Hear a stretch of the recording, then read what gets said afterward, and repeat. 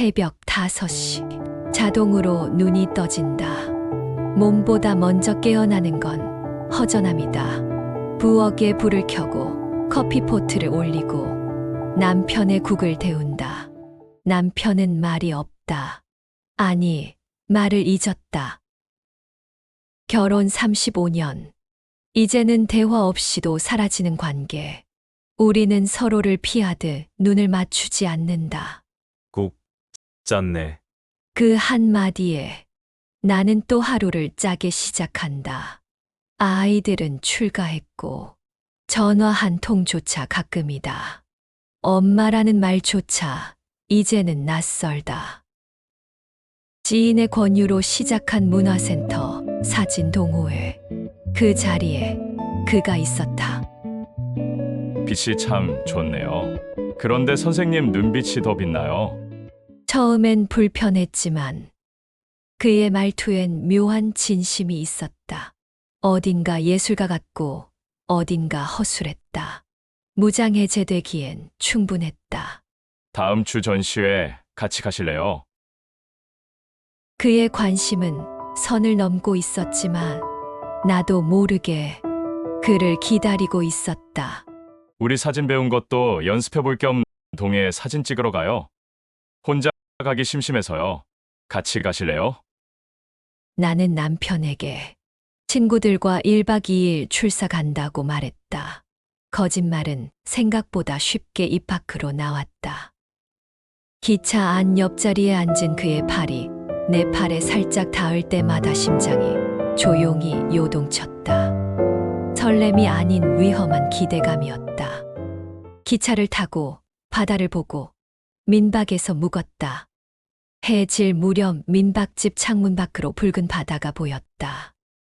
그는 내 옆에 조용히 앉아 카메라를 내려놓고 나를 바라봤다. 이 순간 그 누구에게도 들키지 않았으면 좋겠어요. 난 당신이 참 예뻐 보여요. 나는 모른 척했다. 하지만 떨림은 숨기지 못했다. 그의 손끝이 천천히 내 몸을 훑고 목덜미 머리카락을 슬며시 넘겼을 때 온몸에 전류가 흐르는 것 같았다.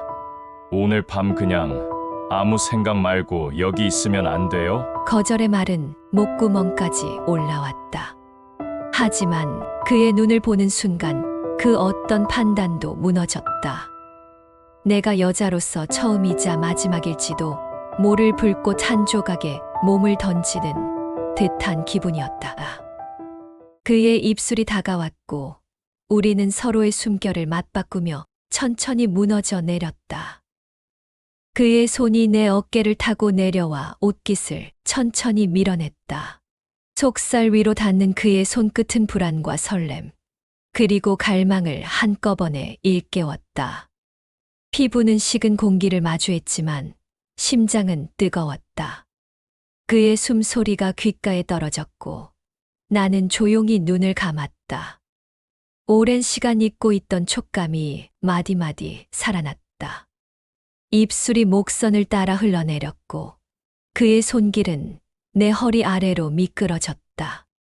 서로의 체온이 점점 겹쳐지며 우리는 한번 깊은 숨을 들이마셨다. 그는 천천히 그러나 더는 멈추지 않고 나를 안았다. 그 밤 침대 위에서 나는 나이도 결혼도 현실도 모두 잊었다. 한 겹씩 벗겨지는 건 옷이 아니라 내가 쌓아놓은 껍질들이었다.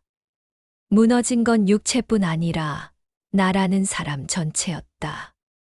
그날 밤 나는 더 이상 누구의 엄마도 아내도 아니었다. 그와 나는 남과 여였다. 그와 함께 보냈던 밤은 잊을 수 없었다. 우린 너무 뜨거웠다. 남편과 각방 생활을 한 지 너무 오래되어 성욕이 없어졌는 줄 알았던 건 나만의 착각이었다. 햇살이 커튼 틈으로 스며들었다. 밤새 깨어 있었던 나는 눈을 감은 채 그 빛을 피했다. 이불 사이 그의 팔이 내 허리를 감싸고 있었지만 그 온기가 갑갑하게 느껴졌다. 숨이 턱 막혔다. 나는 조용히 그의 손을 풀어냈다. 뒤척이지 않게, 깨우지 않게.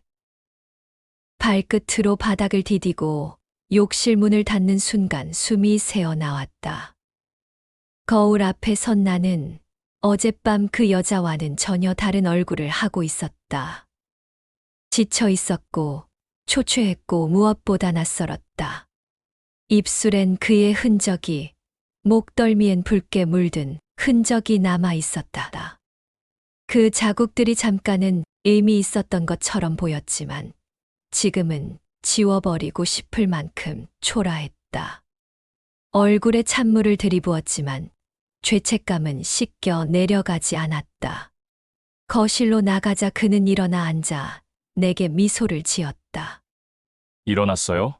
아직 더 자도 돼요. 아침은 제가 준비할게요. 그의 목소리는 다정했지만 어딘가 가벼웠다.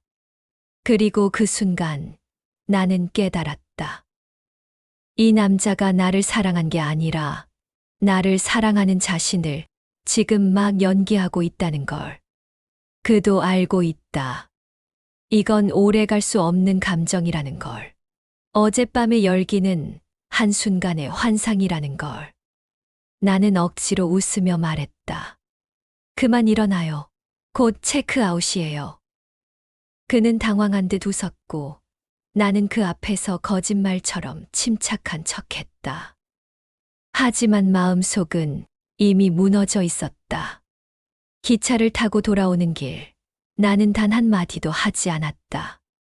그는 몇 번 말을 걸다 이내 포기했고 나는 창밖을 바라보며 마치 아무 일도 없었던 사람처럼 고요한 얼굴로 앉아 있었다. 하지만 그 고요함 안에는 심장이 천천히 갈라지고 있었다. 그 후 우리의 사이가 가까워진 만큼 그의 연락은 잦아졌다. 남편 몰래 연락을 하는 것이 눈치는 보였지만 스릴 있었다. 잊었다고 생각했는데 그는 아주 짧은 메시지 하나로 나를 다시 무너뜨렸다. 잠깐 얼굴만 보면 안 될까요? 답장을 보내지 않았는데도 그는 약속이라도 한 듯 아파트 길목 근처 익숙한 카페 골목에서 기다리고 있었다. 그냥 10분만 차 안에서 얘기만 해요. 거짓말이란 걸 알면서도 나는 문을 열었다. 10분은 모텔까지 가는 시간이었다. 모텔 방 문이 닫히는 순간 우리는 한마디도 하지 않았다. 그가 내 허리를 감싸 안고 입술을 덮치는 데까지 5초도 걸리지 않았다. 보고 싶었어요. 미치도록. 입술이, 혀가, 손끝이 기억을 더듬듯 나를 훑었다. 이미 알고 있는 길을 거침없이 다시 찾아오는 그의 손길에 나는 무너지고 있었다. 그의 무릎 위에 조용히 몸을 얹었다. 두 손으로 그의 어깨를 감싸는 순간 그는 마치 오래 기다렸다는 듯 나를 깊이 끌어안았다. 가슴과 가슴이 닿는 그 온도, 심장 박동이 서로의 살을 통해 똑같은 박자로 뛰고 있었다. 우리는 대화를 하지 않았다. 오직 몸이 말을 하고 있었다. 그의 손이 내 허리를 감싸 쥐고 천천히, 아주 천천히 나를 아래로 눌렀다. 그 움직임 하나하나에 내 숨이 끊어질 듯 요동쳤다. 나는 더 이상 중심을 잡지 못하고 그에게 맡겨졌다. 마치 파도에 몸을 던진 사람처럼 잡고 있던 이성이 손끝에서 흩어지고 생각이라는 건 더 이상 나를 통제할 수 없었다. 그가 나를 쥐고 흔들수록 내 안에 묻어있던 무언가가 부서지듯 깨지고 있었다. 지금 이 순간 나는 누구의 아내도 누구의 엄마도 아니었다. 그저 여자였다. 그는 눈을 감은 채 내 등을 타고 흐르는 땀을 손끝으로 훑었고 나는 가느다란 신음과 함께게 그의 가슴에 머리를 묻었다. 세상이 사라지고 우리만 남은 듯한 착각. 숨결, 떨림, 눌림, 격렬함. 모든 감각이 극단으로 솟아올랐다. 몇 번의 격렬한 고동 끝에 나는 그의 품 안에서 조용히 무너졌다. 그의 숨소리 위로 내 심장이 뛰었고 그 순간만큼은 모든 죄책감도 두려움도 잊을 수 있었다. 하지만 이 관계가 언제까지 지속될 수 있을까? 나는 알고 있었다. 그에게 중독되어 가고 있다는 것을. 우리는 끝냈어야 했다. 그 밤으로 모든 걸 닫았어야 했다. 하지만 그는, 그리고 나 역시 그 불꽃을 잊지 못했다. 지금 15분만 이 근처에 모텔 있어요. 그냥 안아주고 싶어요. 나는 마치 홀린 듯 그의 차에 올라탔다. 옷을 벗을 틈도 없었다. 그는 나를 벽에 밀었고 나는 스스로 치맛자락을 걷었다. 짧고 빠르게, 조용하지만 격렬하게 우리는 시간보다 들킬 위험을 더 의식하며 미친 듯이 서로를 탐했다. 남편이 1박 2일 지방 출장을 간 날, 그는 아무렇지 않게 내 집 앞으로 왔다. 대문 불빛 꺼졌네요. 문 열어줄 수 있어요? 나는 커튼을 닫고 허겁지겁 입고 있던 옷을 갈아입었다. 거울 앞에서 머리를 다시 빗으며 그를 기다렸다. 아니, 욕망을 기다렸다. 우리는 말없이 방으로 들어갔다. 식탁도 소파도 지나치고 침실 앞에서 나는 그에게 등을 내주었다. 그가 뒤에서 날 껴안은 채 천천히 속옷을 내려줄 때 나는 숨을 들이쉬고 모든 걸 내려놓았다. 당신 몸은 나한테 중독됐어요. 나는 거울 속 나를 마주보며 숨죽여 흐느꼈다. 욕망과 파멸이 이렇게 비슷한 온도일 줄은 몰랐다.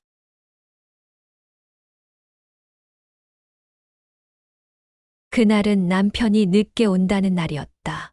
나는 집안에 향을 피우고 침대 시트를 새로 깔았다. 그는 20분 만에 도착했고 우리는 그보다 더 짧게 서로의 욕망을 확인했다. 현관 초인종이 울리기 직전 나는 그의 셔츠를 던져주며 속삭였다. 조금 있으면 남편 와. 지금 나가. 한마디도 하지 말고. 나중에 당신은 내 거예요. 심장이 미친 듯 뛰었다. 남편의 발소리, 그의 채취, 그리고 아직 식지 않은 내 몸 위 열기. 모든 게 충돌하고 있었다.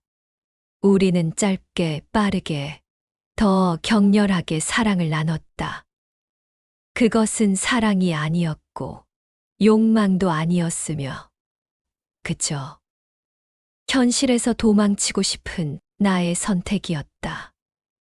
하지만 도망친다고 현실이 사라지는 건 아니었다. 그날 저녁 남편은 평소보다 훨씬 조용했다. 국을 데우고 밥을 푸는 내내 그의 눈빛이 등 뒤에 박혀 있었다. 나는 괜히 된장국 간을 한 번 더 받고 불필요하게 수저 정리를 반복했다. 오늘 뭐 했냐는 남편의 평범한 질문이었지만 그의 어조는 평범하지 않았다. 나는 웃으며 대답했다. 장 좀 보고 오래 못 본 친구랑 커피도 한잔하고. 요즘엔 화장도 자주 하고 향수도 바르네. 숨이 멎는 줄 알았다. 그는 밥을 먹으며 내 눈을 피하지 않았다. 오히려 똑바로 바라봤다. 예전엔 관심도 없던 사람이 이제 와서 왜? 뭐 좋은 일 있어? 좋은 얼굴이야, 요즘. 나는 억지로 미소 지었다. 미간에 힘을 주며 쌀알을 꼭꼭 씹었다. 그의 눈빛은 웃고 있었지만 그 안엔 뭔가 단단한 것이 깔려 있었다. 그날 밤 나는 그와 나란히 침대에 누웠지만 한참을 등을 보이고 누워 있었다. 남편은 아무 말도 하지 않았지만 나는 잠들 수 없었다. 그가 알았을까? 짐작만 했을까? 아니면 단지 예전과 달라진 내 모습을 낯설게 느낀 것뿐이었을까? 그의 의심은 말보다 무서웠다. 추궁하지 않기에 더 무서웠다. 확신이 아닌 촉. 말 없는 감시. 그게 가장 날 미치게 만들었다. 그런데도 나는 그 사람을 다시 만났다. 그가 보내는 메시지에 답하지 않으려 손가락이 덜덜 떨렸고 통화를 거절한 뒤 눈물을 흘리면서도 결국은 다시 그의 차에 타 있었다. 왜일까? 왜 끊지 못할까? 왜 이 관계가 끝나는 게 죽는 것처럼 두려울까? 겁난다. 들킬까봐 겁나고 정말로 이 사람이 나를 떠날까봐도 겁난다. 남편의 침묵 속 눈빛이 날 찌르고 그의 손길이 날 녹인다. 나는 그 사이 어딘가에서 계속 무너지고 있다. 그리고 아무도 그걸 모른다. 하지만 시간이 지날수록 그와 나의 관계는 조금씩 균열이 생기고 있었다. 수십 통의 메시지, 전화, 남편이 옆에 있기에 핸드폰을 할 수 없어. 답이 늦으면 분노에 가까운 말투. 지금 뭐 해요? 답 좀 해요. 왜 읽고 무시해요? 어느 날 우리 아파트 앞 주차장에서 그를 봤다. 지나가다 들렀어요. 혹시 뭐 필요한 거 없나 해서. 그 미소 뒤에 섬뜩한 기운이 있었다. 엄마 요즘 뭐해? 사진 동호회 한다더라. 며칠 후 내 생일, 가족과 함께 저녁을 먹으러 레스토랑에 갔다. 그가 꽃다발을 들고 나타났다. 생일 축하해요. 누구세요? 뭐야? 이분 그냥 동호회 분이에요. 이거 뭐예요?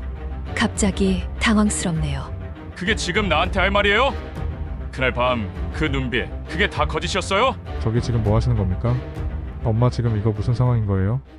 내가 얼마나 당신 생각하며 살았는데 이게 끝이라고요?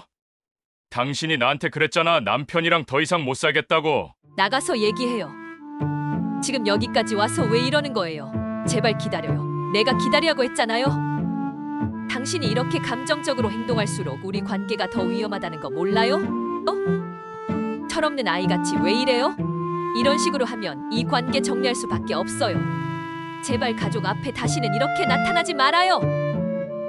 그만해요. 정말 그만두지 않으면 신고할 거예요. 그럼 다 잃게 될 거예요. 당신도 나도.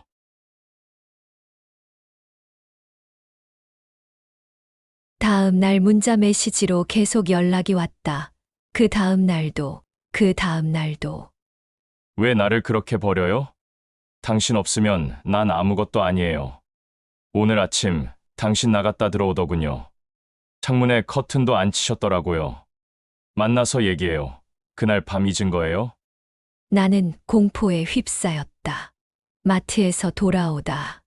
그를 길 건너편에서 봤다. 그 사람이다. 현관 앞엔 편지 봉투가 놓여 있었다. 당신 없인 나 아무것도 아니에요. 내가 끝낼 생각은 없어요. 나는 경찰서로 향했다. 스토킹 방지법에 따라 접근 금지 조치 가능합니다. 이제 정말 끝내고 싶어요. 며칠 뒤 그에게서 마지막 이메일이 도착했다. 그렇게까지 해야 했어요? 나는 그 메일을 읽고 아무 말 없이 지웠다. 그 남자는 접근 금지 조치 이후로 더 이상 연락이 오질 않았다. 숨이 쉬어졌다. 남편은 여전히 무뚝뚝하고 아들은 가끔 영상통화로 손주 얼굴을 보여준다. 부엌 창가에 햇살이 들고 나는 커피를 내린다. 나는 지켜야 할 것을 지키지 못했고 그 일로 무너졌던 자신을 일으켜 세웠다. 진짜 위로는 누군가에게 기대는 것이 아니라 내 안의 중심을 지키는 것이라는 걸 이제는 안다. 오늘의 나는 어제의 나보다 더 단단하다. 그리고 평범한 하루가 가장 소중하다.